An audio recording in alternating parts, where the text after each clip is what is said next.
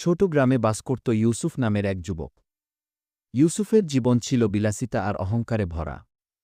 তার পিতা ছিলেন গ্রামের একজন সম্মানিত ব্যবসায়ী, এবং তিনি ইউসুফকে সবসময় ধৈর্য ও নৈতিকতার শিক্ষা দিতেন। কিন্তু ইউসুফ তার বাবার কথা উপেক্ষা করত এবং নিজেকে দুনিয়ার ঝলমলে জীবনে ডুবিয়ে দিয়েছিল। একদিন ইউসুফের বাবা গুরুতর অসুস্থ হয়ে পড়লেন। তিনি ইউসুফকে ডেকে বললেন, বেটা, এই দুনিয়া ক্ষণস্থায়ী। তুমি যদি আল্লাহর পথে না ফিরে আসো, তবে সত্যিকারের শান্তি কখনো পাবে না। ইউসুফ মুখে কিছু না বললেও তার মনে এই কথাগুলো গেঁথে গেল। কয়েকদিন পর তার বাবা মারা গেলেন। ইউসুফের জীবন যেন থমকে গেল। তার বন্ধুরা তাকে সান্ত্বনা দেওয়ার পরিবর্তে তাদের নিজেদের স্বার্থে ব্যবহার করতে লাগল। ইউসুফ বুঝতে পারল, তার জীবনের এই ফাঁকা আনন্দ কোনো অর্থ বহন করে না। এক রাতে ইউসুফ মসজিদের পাশ দিয়ে যাচ্ছিল।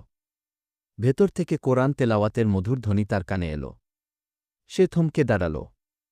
কণ্ঠস্বরটি ছিল গ্রামের ইমাম হাফেজ আবদুল্লাহর। ইউসুফ মসজিদে প্রবেশ করল এবং নীরবে বসে তেলাওয়াত শুনতে লাগল। হাফেজ আবদুল্লাহ সূরা আর-রহমান তেলাওয়াত করছিলেন।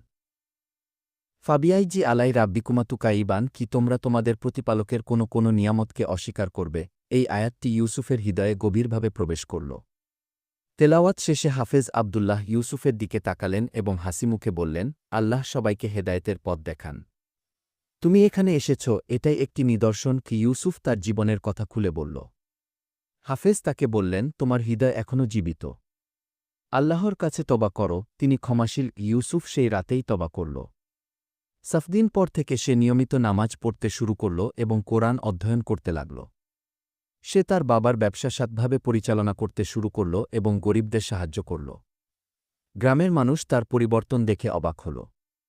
ইউসুফ বুঝল, সত্যিকারের সুখ দুনিয়ার পেছনে ছুটে নয়, বরং আল্লাহর নৈকট্যে রয়েছে।